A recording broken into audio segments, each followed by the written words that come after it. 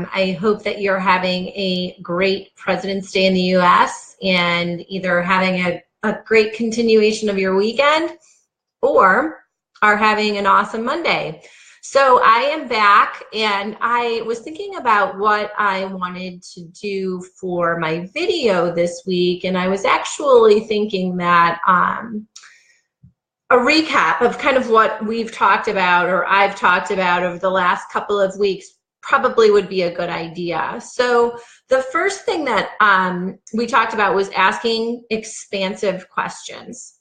And by an expansive question, I mean something that you don't immediately know the answer to, something that generates some excitement and something that gives you life. So a great example of an expansive question that I work with my clients on all the time is answering the question, what would I love? And asking that question generates different answers inside of ourselves versus what do I think I can create. So if you ask yourself, what would you love? Imagine what it would be like to come from that question in your life and start to live from that place. Most of us are conditioned to think from the smaller, more contractive version of that question, and that is, you know, what do I think I can do? Or what do my resources say I can do? And so here's where really giving yourself permission to start to entertain that question, what would I love for my life? And if this was what my life looked like, would I love it? Is a really great place to start. So I can't really emphasize that because it's so important.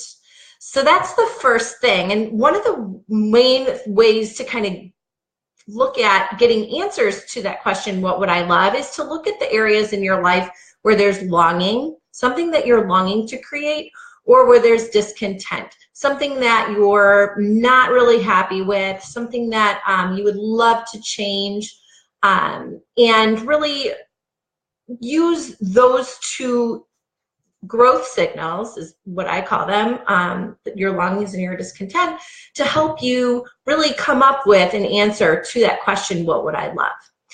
Let's say you have the answer. Let's say you have an idea in your mind of what you would love to create for your life. And there's part of you that's thinking, yeah, that'd be nice, but you know, I don't know how that's going to happen. And so that part of you that says, yeah, that would be nice, but I don't think that's going to happen, is actually your fear and doubt speaking with you, and speaking to you. And it actually is the part of you that will actually stall your decision. Most of us don't make a decision for something unless we're crystal clear on how it's going to happen, or that we want something bad enough because maybe the pain has pushed us to a place where we know that the pain of change is lesser than the pain of staying in the same situation. So that's just important to keep in mind. And last week I talked about being able to kind of tease out the voice of fear from the voice that is, you know, actually your growth. So if you haven't yet created something and you're not quite sure how to make something happen in your life, there's going to be a part of you that asks that question and says, I don't know how that's going to work. But the key is to continuing to advance forward in the face of that fear. And one of the ways to do this is to make sure that you ask yourself a really great question, another great question, and that is, what can I do with what I have from where I am right now to move me in the direction of my dream, or what I would love to create in my life? And infusing that with an action step and a by-when date. And the by-when date is really important because it sends a signal that you're serious about the new results that you want to install. So having an accountability partner for this is huge, because the pull to the familiar is so strong. It's like a gravitational pull to the life that you've known. So when you're trying to create something that you haven't yet created, you're going to have that pull back to the life that you've known, because you're that's the status quo. So the status quo is a really strong pull.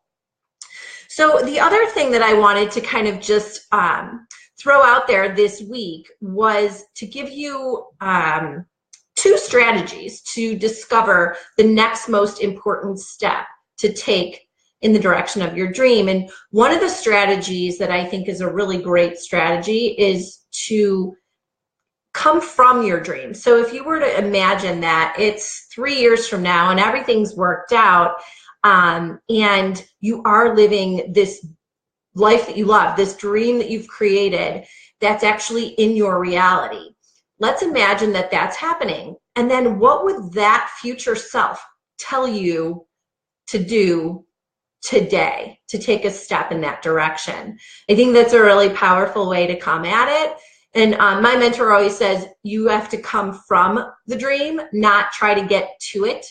And there's so much power in that statement, and I don't have time to go into that right now. I'll maybe dissect that in another video, but that's one of the main tools that I like to that I'd like to impart to you if you're not really sure what direction to go. Ask yourself, if my future self knew that everything was going to work out and I was living this life that I absolutely loved, what would my future self tell me is the next most important step that I should take right now, today, from where I am with what I have?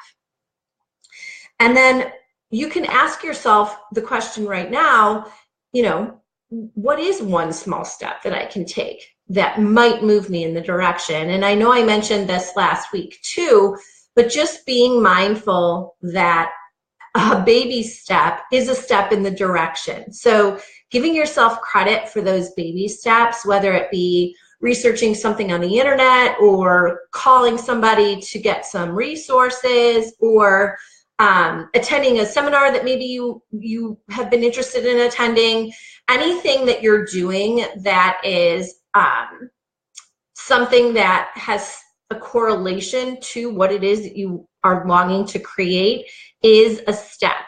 And so I want you to be able to give yourself credit for the wins and give yourself credit for the baby steps, because that's huge. Your brain will actually start to look for how you are taking those baby steps and kind of reward you. But most of us, again, are kind of conditioned to look at what we're missing or how we're falling short. And that's the opposite of what it is that actually infuses your forward momentum with extra energy. So I just wanted to leave you with that today on this Monday. And if you have any questions or if you like this video, please hit the like button. Feel free to share it. And I would love to hear how you guys are making progress on your what would you love question and the action steps that you're taking to create something that you would love for your life. So have a fabulous week, and I will look forward to seeing you again next week. Bye-bye.